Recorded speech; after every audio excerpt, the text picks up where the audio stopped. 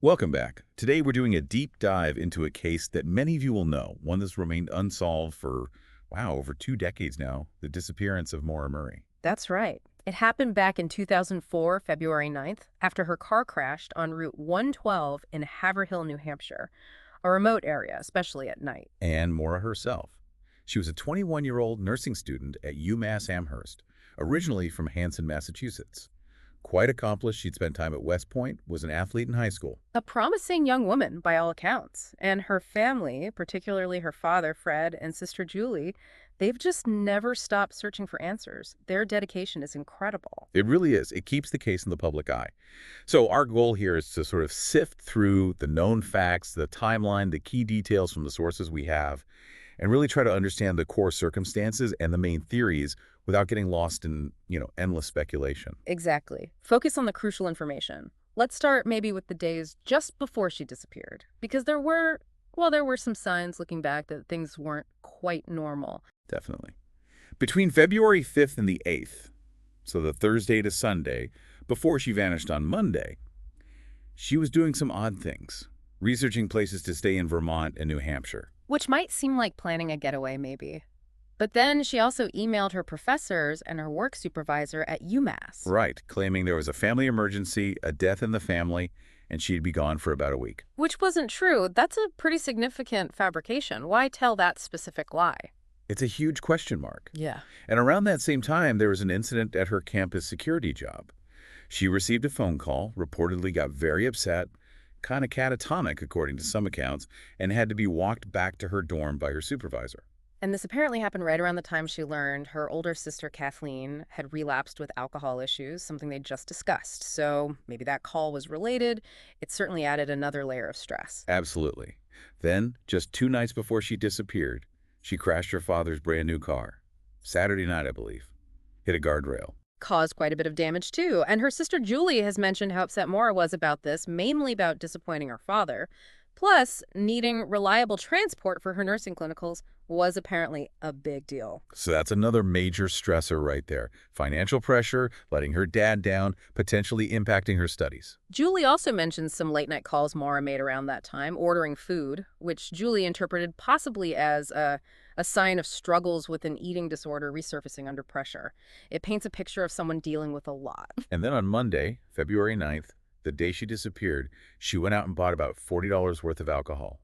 Kahlua, Bailey's, vodka, and some wine. Which leads to another detail, the red stains found inside her car after the crash.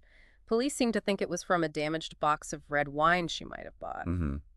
Julie's assessment, looking back at that whole period, was that Maura was just making these really uncharacteristic, poor decisions. It wasn't the Maura they knew. That pattern is key, isn't it? Something was definitely off. She wasn't acting like herself, but the why remains elusive. So let's move to February 9th itself. The day unfolds with this strange mix of responsibility and deception. It really does. Very early, 3:32 a.m., she submits a nursing school assignment online. Seems pretty normal, focused even. Which, as Julie points out, doesn't exactly scream, I'm planning to disappear forever. No, it doesn't. Then, later that morning, she calls a condo owner in Bartlett, New Hampshire. It was about renting a place the family had stayed at before. She also called an info line about booking hotels, but this time in Stowe, Vermont. So New Hampshire and Vermont are on her mind. Then, around 1 p.m., she emails her boyfriend. Then, around 2 p.m., she sends that email to her work supervisor about the non-existent family death, saying she'll be gone for a week. And crucially, sometime that day, she picked up accident report forms for the crash involving her dad's car. They found those in her car later. Right, and possibly forms related to getting her driver's license reinstated after a suspension. That detail, the paperwork, really suggests an intention to deal with the consequences and, come back. It really does. Okay, so around 3:30 p.m., she leaves the UMass Amherst campus. She stops at an ATM, withdraws $280, almost emptying her account. Then she buys the alcohol we mentioned earlier, and after leaving campus, she sends follow-up emails to her professors repeating the death in the family story. And then she starts driving north. Destination unknown, officially. Until around 7:27 p.m., Route 112, Haverhill, New Hampshire, a sharp turn, known locally as the Weathered Barn Corner, though the barn wasn't there anymore, and she crashes her car, a black Saturn sedan. This is the pivotal moment. A local resident, Faith Westman, heard the crash, saw the car, and called the police. She reported seeing a person, presumably Maura, outside the car. Shortly after, a local school bus driver, Butch Atwood, came upon the scene on his way home. He stopped, asked Maura if she needed help, if he should call the police. And she reportedly said no, maybe claimed she'd already called AAA, although accounts of exactly what she said seemed to vary a bit. Atwood knew there wasn't cell service there, so he drove home just a short distance away and called police himself. The police dispatcher notes the call from Atwood coming in around 7:43 p.m. The first officer arrives on scene just 3 minutes later, 7:46 p.m. A really short window, maybe 10, 15 minutes, perhaps a bit less, between Atwood leaving her and the police arriving. And she was gone, vanished. The car was there, facing the wrong way eastbound in the westbound lane up against the snowbank. It was locked. Inside, they found her belongings, the alcohol she'd bought, her school books, the accident forms, maps, but no Maura. And that strange detail, a rag stuffed into the tailpipe. Yeah, the rag. Theories abound on that one. Was she trying to stop smoke? Was it some sort of signal? Did someone else put it there? We just don't know. And the crash itself. Julie Murray has raised serious questions about the official account.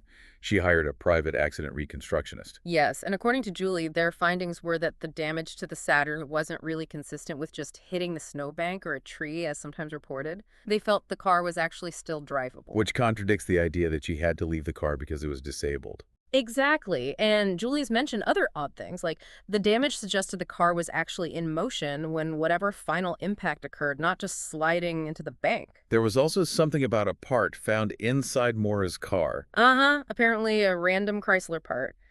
And then this detail about police possibly encountering a suspicious person in a white Jeep Grand Cherokee, which is made by Chrysler about 7 miles away from the crash site shortly after, someone who fled from them. And connecting that possibly to a white scuff mark found on the rear bumper of Maura's black Saturn. It's definitely information the family has highlighted, suggesting maybe another vehicle was involved, or at least raising questions about the neatness of the single-car accident theory. So Maura's gone. The police are there. What happens next? What was the initial focus of the investigation? Well, it seems suicide was considered early on, perhaps given the emails and the seemingly troubled state she might have been in. But as we discussed, her actions that day, submitting homework, getting the car paperwork, they really seem to fly in the face of a planned suicide, right? That's certainly the family's strong argument. And this is where their frustrations with the official investigation really begin. They've been very critical over the years. Of how things were handled initially. Yes. Alleging, essentially, incompetence or missed opportunities. For instance, Julie has said police didn't properly follow up with that condo owner Maura called in Bartlett, or with a classmate Maura might have chatted with online shortly before leaving. And there was that handwritten note found in her car, too, wasn't there? Yeah. With a phone number and an address. Right. According to Julie, the person whose number and address it was lived about 25 miles from the crash site. And this person apparently claimed the police never contacted them about it for, 19 years. Wow. If true, that seems like a pretty basic lead not followed. It contributes to the family's feeling that things weren't handled thoroughly. Julie also mentioned that the initial ground searches seemed focused west of the crash site. But Maura's car was found facing west in the westbound lane, meaning she'd been traveling east just before the crash. Precisely.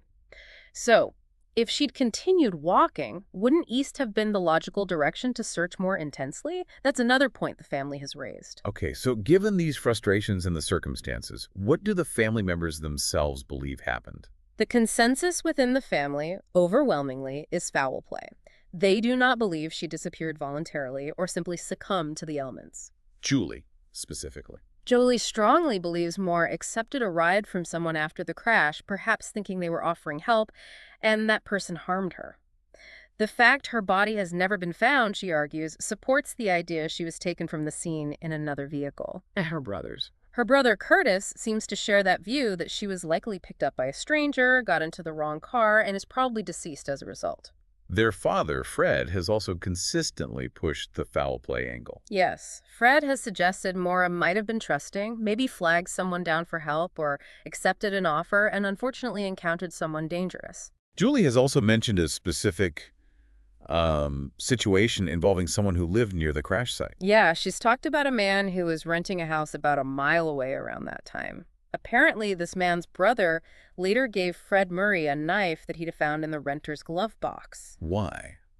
Did the brother suspect something? The brother reportedly believed the knife might have been involved in Maura's disappearance. According to Julie, the knife was given to investigators and tested for DNA. Were there any results?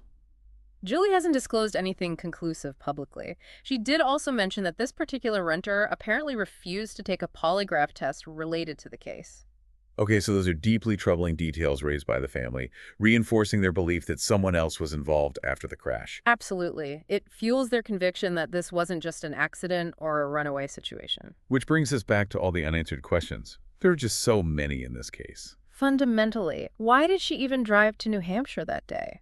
What was the real reason? And the fake family emergency email, what purpose did that serve? Was it just a convenient excuse or something more?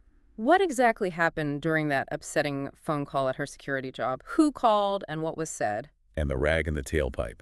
That detail just hangs there. Why? What did it mean? And the biggest question of all, what happened to Maura after she walked away from that car on Route 112? Did she try to walk through the woods? Did she flag down a car? Did someone find her? The fact that her phone has never been used, her bank account's never touched. It's just complete silence since 7:30 p.m. on February 9th, 2004. Total silence. And then there are those reports, about cadaver dogs alerting near a house not far from the crash site during searches years later. But nothing definitive was found, right? No forensic evidence confirming Maura was there was ever recovered, despite the dog's alerts. It just adds another layer of frustrating mystery. It's clear the search for answers has been relentless, driven largely by her family. Especially her father, Fred. He has been tireless, constantly pushing for information, advocating, and yes, often criticizing the official handling of the case, particularly in the early years. And there has been renewed official activity more recently, hasn't there? Yes, in 2021, the FBI joined the New Hampshire State Police Cold Case Unit. They conducted new searches, including some excavation near the crash site and more forensic work. But so far, no major breakthroughs have been announced publicly from that renewed effort. The media attention has also been pretty constant over the years. Oh, definitely. It's been covered by major networks, true crime shows. ABC's 2020 Disappearance Oxygen has done multiple specials, including the 2017 documentary The Disappearance of Maura Murray. It's appeared on shows like Montel Williams, Dr. Oz, numerous articles, online discussions. A podcast, too. That's been a huge factor in keeping the conversation going. Absolutely. The Missing Maura Murray podcast started way back in 2015 and has covered almost every conceivable angle. And very recently, February 2024, Maura's sister Julie launched her own podcast. The untold story of Maura Murray, right? That's the one. Her aim seems to be to, really show who Maura was beyond the case files, share the family's perspective directly, and maybe shake loose some new information, all while firmly emphasizing their belief in foul play. The family also runs the official Maura Murray website, mauramurraymissing.org, I believe. Yes, a central hub for information, updates, and advocacy. They've launched campaigns like #EngageWithEmpathy, asking for more sensitive discussion online, and the #BlueRibbon campaign to keep her memory visible. They've also issued press releases over the years about specific search efforts or findings like those bone fragments near Loon Mountain, which turned out not to be Maura's, and their efforts to get a historical marker placed near the crash site. It all just underscores this unwavering commitment after more than 20 years to finding out what happened to Maura. So as we wrap up this deep dive, what we're left with is this deeply unsettling story. A young woman, clearly going through something significant, makes a series of confusing choices, drives north, crashes her car in a remote spot, and simply vanishes into the cold New Hampshire night. The main possibilities haven't really changed, have they? Voluntary disappearance seems less likely given the evidence, but can't be totally dismissed. A tragic accident, maybe getting lost or injured in the woods and succumbing to the elements possible, but the lack of any remains is puzzling. And then foul play. The theory her family strongly believes in, that she encountered someone dangerous after the crash. Each theory has points for and against it, but none fits perfectly. That's why it remains such an enduring mystery. The efforts of her family, law enforcement, and the public continue, hoping for that one piece of information that finally unlocks the truth. It's a stark reminder, isn't it? Even in our hyper-connected world, someone can just disappear, leaving behind so many questions and so much pain. The unanswered questions in Maura Murray's case just echo through the years. Absolutely. It makes you wonder. After all this time, what detail, maybe overlooked or misinterpreted, still holds the key? What avenue of inquiry hasn't been fully explored? That's the question that keeps this case alive for so many.